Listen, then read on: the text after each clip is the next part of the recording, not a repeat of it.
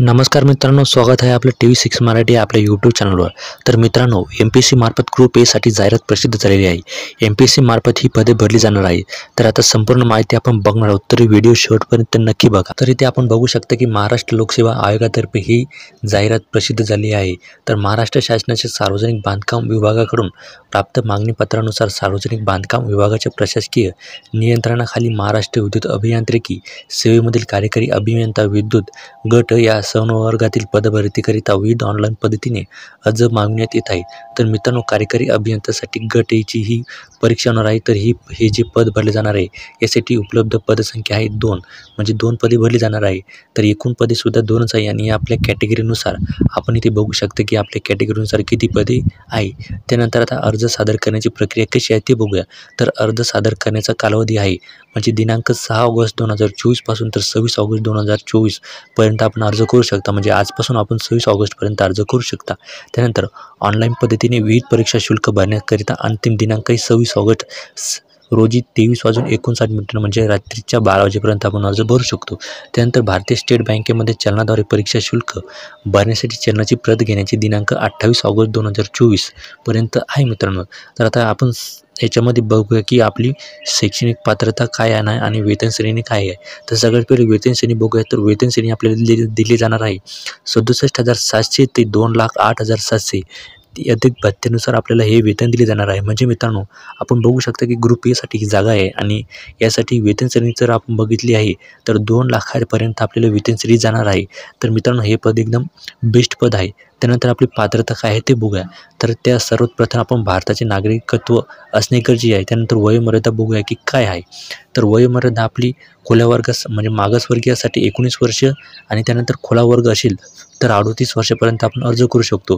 त्यानंतर मागासवर्गीय किंवा अनाथ जर तुम्ही असाल तर आपण 43 वर्षापर्यंत अर्ज करू शकता। त्यानंतर प्रावीण्यप्राप्त खेळाडूंसाठी राखीव खुल्या वर्गासाठी 43 आणि मागासवर्गीयासाठी 43 आणि जर तुम्ही माजी सैनिक असाल तर यासाठी आपण 45 वर्षापर्यंत अर्ज करू शकता। दिव्यांग असेल तरी 45 वर्षापर्यंत अर्ज करू शकता। त्यानंतर महाराष्ट्र शासनाच्या सेवेतील कर्मचाऱ्यांना उच्च वयोमर्यादा 5 वर्षांपर्यंत शिथिलक्षम राहील। म्हणजे मित्रांनो, तुम्ही जर सरकारी कर्मचारी असाल तर तुम्हाला 5 वर्षे सूट दिली जाणार आहे। म्हणजे तुमचे जर वय 45 पर्यंत असेल तर तुम्ही 50 पर्यंत अर्ज करू शकता।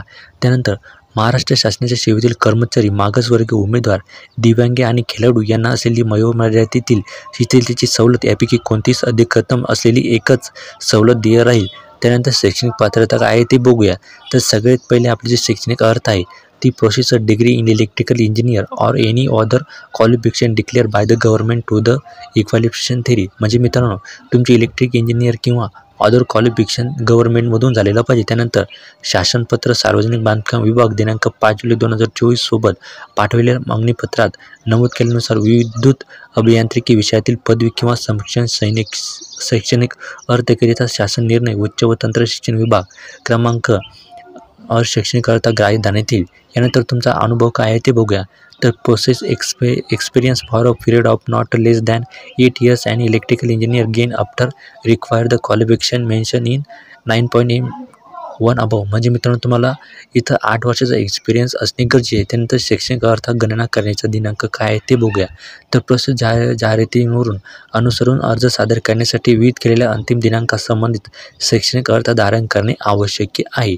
त्यानंतर निवड प्रक्रिया कशी आहे ते बघूया। तर प्रस्तुत जाहिरातीमध्ये नमूद केलेले शैक्षणिक अर्हता, अनुभव इत्यादी अहंत किमान असून किमान अर्हता धारण केली म्हणून उमेदवार मुलाखतीस बोलवण्याकरिता पात्र असणार नाही। म्हणजे मित्रांनो, तुम्ही जर नमूद केलेले शैक्षणिक अर्हता, अनुभव इत्यादी जर किमान असून किमान अर्हता धारण केली म्हणून उमेदवार मुलाखतीस बोलवण्याकरिता तुम्ही पात्र असणार नाही। त्यानंतर जाहिरातीस अनुसरून प्राप्त अर्जाची संख्या आयोगाच्या कार्यनियमावलीतील तरतुदीनुसार वाजवी प्रमाणापेक्षा जास्त असेल आणि अर्ज सादर केलेल्या सर्व पात्र उमेदवारांच्या मुलाखती घेणे सोयीस्कर नसल्यास मुलाखतीसाठी उमेदवारांची संख्या मर्यादित करण्याच्या दृष्टीने जाहिरातीमध्ये नमूद शैक्षणिक अर्हता अथवा अनुभव यापेक्षा अधिक शैक्षणिक अर्हता किंवा अनुभव किंवा अन्य योग्य निकष यांच्या आधारे अथवा चाळणी परीक्षेद्वारे मुलाखतीस पात्र उमेदवारांची संख्या मर्यादित करण्यात येईल. म्हणजे मित्रांनो, जर इथं फॉर्म भरणारी संख्या जास्त झाली, मुलाखतीसाठी जर जास्त मुले झाली, तर ते त्यांच्या सोयीनुसार तुमचे टप्पे पाडू शकता. म्हणजे आज 4 बोलून उद्या 10 बोलून अशी ते करू शकतात. ते त्यांचा निर्णय आहे. चाळणी परीक्षा घेण्याची निश्चित झाल्यास अर्थ आणि अथवा अनुभव शिथिल केले जाणार नाही. म्हणजे मित्रांनो, तुमची चाळणी परीक्षा घेण्याचा निश्चय झाल्यास अथवा अनुभव शिथिल करता येणार नाही. ते सदर त्यांचा हे आहे. तर मित्रांनो, आता कर्तव्य काय आहे ते बघूया. तर प्रस्तुत पदाच्या कर्तव्य जबाबदाऱ्या याबाबतचा तपशील त्यांच्या या वेबसाईटवर दिला गेलेला आहे. म्हणजे मित्रांनो, mpc.government.in या त्यांच्या संकेतस्थळावर ही माहिती उपलब्ध करून दिलेली आहे. त्यानंतर अर्ज करण्याची पद्धत कशी ते बघूया. तर अर्ज सादर करण्याचे टप्पे सगळ्यात पहिले ते बघूया. तर जो पहिला टप्पा आहे, आयोगाच्या ऑनलाईन अर्ज प्रणालीवर यापूर्वी विविध पद्धतीने नोंदणी केली नसल्यास नोंदणी करून घ्यावी. म्हणजे तुमची सगळ्यात पहिले प्रोफाईल बनवून घ्यायची आहे. त्यानंतर खाते तयार केलेले असल्यास व ते अद्ययावत करण्याची आवश्यकता असल्यास अद्ययावत करणे. त्यानंतर विविध कालावधी तसेच विविध पद्धतीने आवश्यक कागदपत्रे अपलोड करून अर्ज करणे. म्हणजे मित्रांनो, त्यानंतर तुमची सर्व कागदपत्रे अपलोड करायची ते सांगेन त्याप्रमाणे. त्यानंतर परीक्षा शुल्काचा भरणा विविध पद्धतीने करणे. सगळ्यात शेवट तुम्हाला चलन भरणे गरजेचे आहे. त्यानंतर विविध प्रमाणपत्र किंवा कागदपत्रे अपलोड करणे. त्यानंतर प्रोफाईलद्वारे केलेल्या विविध दाव्यांच्या अनुषंगाने उमेदवारांची पात्रता अजमावल्यानंतर चेक एलिजिबिलिटी उमेदवार जाहिरातीनुसार पात्र ठरत असल्यास सर्व अर्ज सादर करताना खालील कागदपत्रे अपलोड करावी लागेल.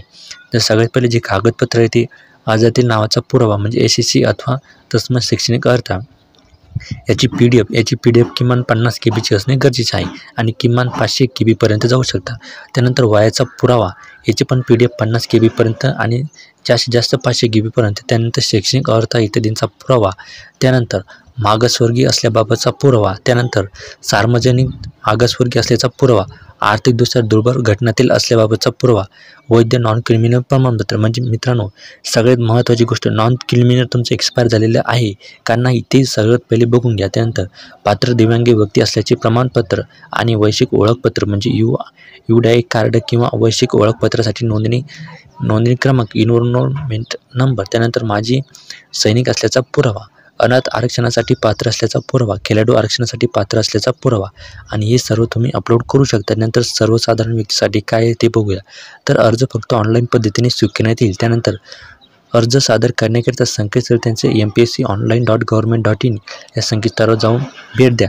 त्यानंतर ऑनलाईन पद्धतीने अर्ज सादर करण्याच्या सविस्तर सूचना त्यांच्या या वेबसाईटवर देण्यात आलेल्या आहे. आयोगास अर्ज सादर केल्यानंतर विविध मुदतीस परीक्षा शुल्क भरण्याशिवाय अर्ज विचारणात घेतला येणार नाही. म्हणजे मित्रांनो, तुम्ही चलन भरलं नाही तर तुमचा अर्ज त्यांच्या यांच्यात घेतला जाणार नाही, त्यांच्या ध्यानात घेतला जाणार नाही. तुमचा अर्ज ते बाद करू शकतात. तर त्याचे आता शुल्क काय ते बघूया. तर अराखीत वर्गासाठी 719 रुपये चलन आहे. त्यानंतर मागासवर्गीय, आर्थिकदृष्ट्या दुर्बल किंवा अनाथ किंवा दिव्यांग व्यक्तीसाठी 449 रुपये फीज आहे. त्यानंतर उपरोक्त परीक्षा शुल्काव्यतिरिक्त बँक चार्ज तसेच त्यावरील देयकरिता अतिरिक्त असतील. त्यानंतर परीक्षा शुल्क ना भरता नाही. म्हणजे मित्रांनो, तुम्ही एकदा फी भरली की तुम्हाला ती वापस भेटणे नाही. त्यानंतर अर्ज सादरीकरणाचे टप्पे पूर्ण झाल्यावर उपलब्ध होणारे सबमिट अँड पे फीज या बटनावर क्लिक केल्यानंतर किंवा मुख्य पृष्ठावरील माझे खाते या सदराखालील अर्ज केलेल्या पदांच्या यादीतील फीज नॉट पेड अशी सदस्यती लिहिलेल्या जाहिराती पद परीक्षेसमोर पे नाव या लिंकवर क्लिक करून परीक्षा शुल्काचा भरणा देणे आहे. त्यानंतर ऑनलाईन पद्धतीने भरायचं आहे. तर ही संपूर्ण माहिती आपण बघू शकता. तर सेवा प्रवेशाची शर्ती काय ते बघूया. तर ही इथं शर्ती आहे ते आपण बघून घेऊ शकता. तर मित्रांनो, अशी MPSC मार्फत जागा निघालेली आहे. तुम्ही भरणार का नाही ते आम्हाला कमेंट करून नक्की सांगा आणि माहिती आवडल्यास चॅनलला सबस्क्राईब करायला विसरू नका.